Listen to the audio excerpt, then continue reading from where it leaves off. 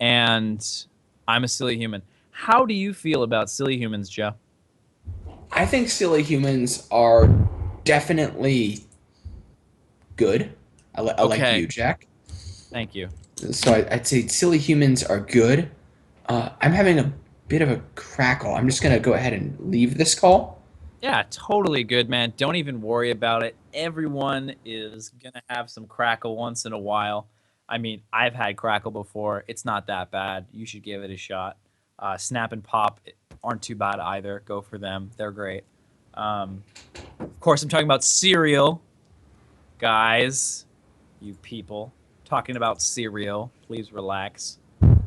Um, Cereal being delicious. I yeah, missed what you said, cereal is but so delicious. cereal No, super you're good. in. Super delicious. You love it, right? Yeah, man. I don't eat a lot of it, honestly. Yeah, But it I don't is either. super delicious.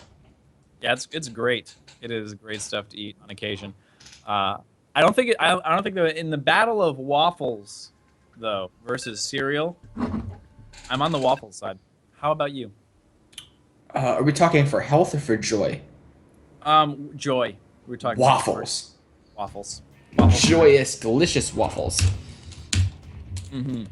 Speaking of joy, oh my god, I'm so happy.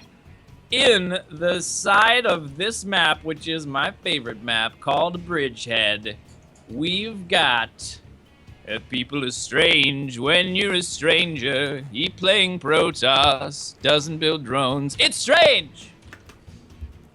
And in the left side of the map, speaking of waffles, it is our blue Zerg player, JonSnow.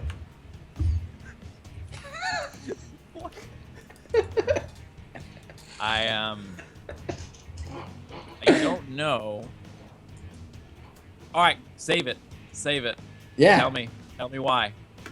Um, I mean, waffles being delicious, snow Okay. cones being delicious, Jon Snow, snow cones.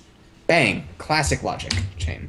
Classic logical chain brought to you, as always, by Joe. Don't pronounce his last name. You'll never be able to do it. It's Um, JaKaTaK. Leguidus. Good yes. luck with that. Um, yeah, you ever just throw something out there and you're like, I'm smart. I'll have a joke by the time it comes back around. Mhm. And then it And doesn't then you happen. don't. Yeah. Yeah, Yeah. and you're like, wow, man. I guess I'd made the wrong choice today. I should have had some waffles for breakfast this morning. Yeah. Yeah. We can't all be Robin Williams. But, we try. We try. And trying is, it's as good as you can do. You just try the best you can. And the best you can Um, is good enough. that is not what the Jedi say, though. I mean, I believe Yoda once said, "There is no try, do or do not." No. No, he did not say that. That's actually a myth. Really? Yeah, he said, just try your best. It'll be okay. It's He was cool. very, yeah, it's cool. Actually, they did a remake of the remake of Star Wars, and not only did Han not shoot first, but also Yoda was a really sort of in that self-esteem trophies for participation mode, and he was just like, yeah, Luke, you're doing great. You lost that first battle, against Darth Vader, but you can do it. Have this, lightsaber trophy as an award for trying to defeat the menace that is Darth Vader. And he was just really warm and fuzzy, and he hung out with Mr. Rogers. It was great. Yeah, that's really cool. And you know what else is really cool about the remade Star Wars, Jack? Nothing. All the Nothing is cool about CGI. the remake. All the CGI was great. I mean, is anything better than like scrapped early 70s CGI? Mm, Jar Jar Binks is better. Oh yeah. I mean, obviously Jar Jar Jar Jar Binks. Binks is better. Now, Um, that is an improvement on the idea of a character. It's even better than Chris Tucker's character in that sci-fi flick. oh, when What they is that? changed, Vader had that line like, "Bring my shuttle," and it was like very angry and dark and like reflected his bitterness after the loss in Mm. Empire Strikes Back. I loved how they changed it uh, to inform the Emperor to prepare for my arrival, and it was very bland. I liked that a lot. Mm. Yep. That was one of my favorite parts. That line specifically, when I popped in the DVD of the remastered version, which I thought was just remastered, not edited and changed into awesomeness. That moment in time, I actually got out of my seat. I high-fived my dad because we were watching it together, and I was like, "Wasn't that awesome, Dad?" And he was like, "Hell yeah, that was great," because my dad talks like that. So back in like 2008, do you know those machines that like they spin around and you get the chance to win like big prizes, but they're almost impossible to win? Yeah. Okay, so the first time I ever played on one, I won. First time, first dollar. And like the prize I wanted was a PSP and 4 games. Wow. That is. And I was like, that's so cool. And I tried to figure out how to get it, and instead I chose a DVD box set of Star Wars, which I already owned. Oh, the worst. That's Yeah. awful. So that did not feel great, and neither does losing this Overlord for Jon Snow, but at least he gets the information. You know, information is knowledge. Knowledge is power. Power of Protoss. All things that are true. Now, we've got a pretty quick 3-base from Jon Snow, droning up to levels of madness here, getting up to that nice 44 drone count. Quickly speaking, dropping his gas, getting his tech. Pretty much Gentle's agreement game going on here. They're just like, yes, we'll get our bases, and then we will clash, and it will be great and epic and wonderful. But not now. No. Much later, maybe 10 minutes, 12 stops. Yeah, and I think the kind of thing they said in the beginning. I think this is the situation where like Jon Snow kind of pulls up in a Jeep Wrangler, like flexes his biceps, and is like, "Hey, which way's to the beach?" and points either way to show off to people, you know? Right. Okay. Like he's died to some funky timings, but this time he's gonna have all the drones he could want. He's gonna be able to do his thing, and I think if he can't do this right here and now against Strange, that would be a big surprise to me. Yep. He is down 2-1, so he's really got to make it happen now. If he catches these units, this is really important. This time where they're wide out in the open over here is really that vulnerable moment, and it looks like he's actually converging. He could pull back into the corner here. He could just recall. This is a lot of links. Positioning going to be really important here. It's all about these force fields. He moves up the ramp. He's going to wait the last moment here. Really nice force field. Wow. Look at that. Absolutely perfect.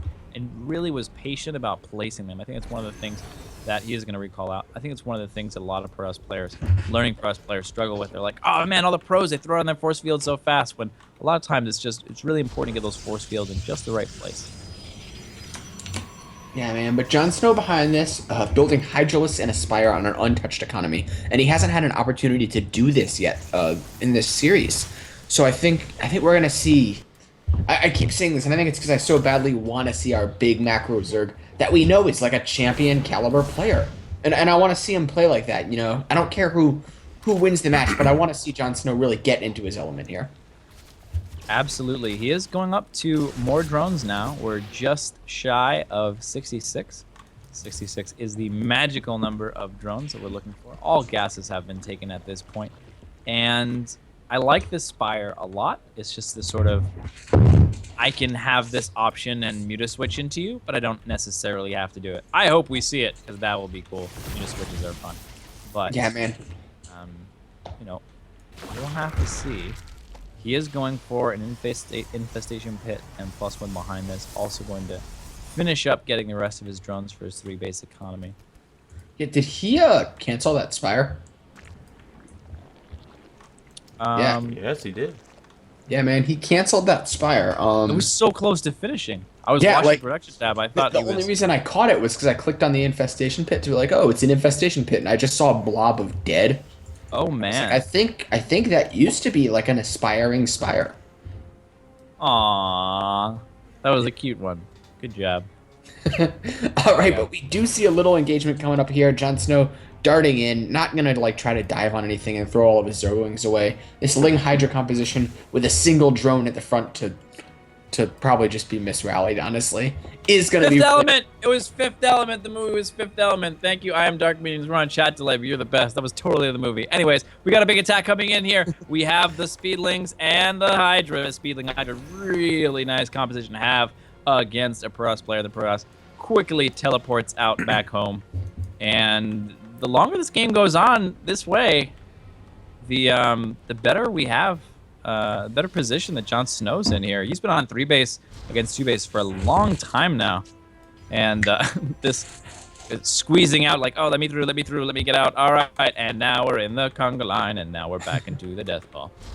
If you are a Protoss player, make sure you get into that nice death ball. The more death ball-y up you are, the better of your wins you will have. Very important to know all these things. Hey, Jack, but I want to point something out. Strange, so good at upgrades this series. Once again, he's on top of him. Taking his +3 before JonSnow's +1 is even finished, man. And like in PvZ with those stalkers, like when you're playing without AoE, man, upgrades are super important. Like, because you know it's shot for shot, it's not blast for blast. It's a very different kind of battle. Absolutely, and we do have that support unit, the Infestor, come in. Very interesting. But you know, he's going to be moving across here, and he's going to, I don't know, just take another base. He's moving the spine crawlers up. What do you think about this, Joe? So I think the spine crawlers in that kind of forward position will maybe allow JonSnow to just be a little more comfortable taking his 4th. The funky thing is he's taking his 4th before Strange is taking his 3rd, and this is just kind of a weird game. Obviously Strange taking his Dark Shrine, going to have the capability to do some stuff with that. I do not believe JonSnow has scouted that Dark Shrine. Both players playing very passively here today, which is going to be interesting to see. 6 more Stalkers warping in, Strange stepping onto creep, getting ready to dish out some damage, crossing these bridges. Nope, choosing instead to back off, taking the wider bridge, which is probably a much better. It's a big army. Yeah, as much as you like the small areas.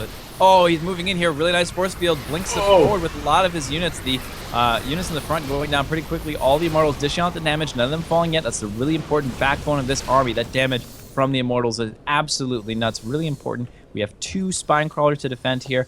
The Fungals were good, but the problem is they didn't really cut into the hull damage of their targets. So we still have a lot of Protoss units left over here. But being a little bit scared, just hanging out on the creep. He's waiting for this reinforcement wave to come in, waiting for his pylon to finish up here. He does have +3 attack now against the 1/1 of his opponent. And the quantity of stuff, man, is looking good for JonSnow. JonSnow has had stuff problems this series. Not enough stuff. But man, he's got a lot of stuff, got a lot of meat. Got these Infestors, which have built up so much energy. And there's no High Templars on the field to feed back them or shut them down. None at all. Nope. In any way other than just like clever micro. I do like these Dark Templar that are just mixed in with the army. They're going to add a lot of DPS as long as they're not noticed. Like obviously there is detection, but if JonSnow isn't targeting them down, they can still like just have this huge DPS potential in a very short period of time when there's so much chaos going on, you know? Attempted harassment up in the top, failed, unfortunately, for our Zerg player. Gonna move in here against the Spine Crawler arc. Those Fungals landing really well. The units filtering in. There's a lot of damage coming through, but a lot of these Hydralisks aren't shooting at all. The big infested Terran blob in the middle, coming down, targeting down 1 Immortal, targeting down a 2nd Immortal. What a play directly toward the middle. He's trying to warp in to keep this alive, but these Hydralisks are getting a little bit out of control. He's running back to his Spine Crawlers now, attempting to make a more cost-efficient engagement. The reinforcements come in, a couple of lengths, but it's a kind of a paltry force here for JonSnow, just barely hanging on. Yeah, man, all JonSnow has to do here is survive, and he's in such an excellent position. Strange is basically entirely all in. His main base is completely mined out. His natural is almost completely mined out. But Strange is just army, just a big, powerful army. He's got 4 Dark Templar mixed in with this. JonSnow needs to be so on top of target fire. There are no force fields in this army yet. A couple of them in the back, but in the army proper, no force fields in position, 2 force fields. And he's going to run in here. The Zerg has their opponent on creep running through, attacking in here. The infested Terrans not going to come out right just yet. attacking, moving forward, getting all back to this proxy pylon. This is it. The Puros is in full retreat here. But where are you going to go? There's nothing that you can do at this point in the game. You're running all the way back home to a dead mineral line and another half-dead mineral line, and that's it. GG, JonSnow. Taking Awesome. game 5. Yeah, man. I mean, nothing beats an ace match. Nothing. In game Except 4? Super Yeah, ace but match. the one thing that does beat an ace match is almost an ace match, because that was Almost JonSnow's ace matches. first win in this series. Number 1 win. JonSnow. All right. Great job, JonSnow. So our next map is going to be Cactus, guys. Yes. Cactus Valley, obviously being a big 4-player map. We might see JonSnow get his chance to kind of flex his muscles again in his comfort zone. And we'll see if he can take it to that ace match. Or he proxy hatches again, but on a 4-player map, so you never see it coming, and then he goes into swarm hosts. That's it. That's what I got. So I like that strategy in the sense that it's unexpected, Yeah, but it is. dislike it in the sense that it's bad. Well, you know, that is one of its disadvantages. But However, you can win with things that are bad, guys. Don't get me wrong. I mean, Jack and I watched a guy win $500 a couple weekends ago by making Zerglings long past the point in any game where you should be making Zerglings. So you can win with Zerglings and Mailings, all 3 matchups. His Yeah, name is no I regret. mean- Check him out. He's wild. yeah, super cool. Yeah. Wanted to host him the other day after Kung Fu Cup. Went offline like 8 seconds before. Was mildly upset Aw. because I want, like, he's a guy you want to show people. We're just waiting to get into our map. Maybe our players taking a breath, like. Yeah. That was a big Epic match. game. Yep. Bigger armies than we've seen in other maps so far. The biggest armies we've seen the entire. Oh, we had some maxed out versus maxed out today. We had a couple of them, but yeah, for the most part, it's a good point. We have been trending towards the more aggressive matches today so far. Interesting stuff. Hey Jack, something I just noticed. When you get invited to the lobby now, there's like a nice big button right on the right to report the player. If they're like spam inviting you to the lobby, because that was a problem when they first started spawning. Someone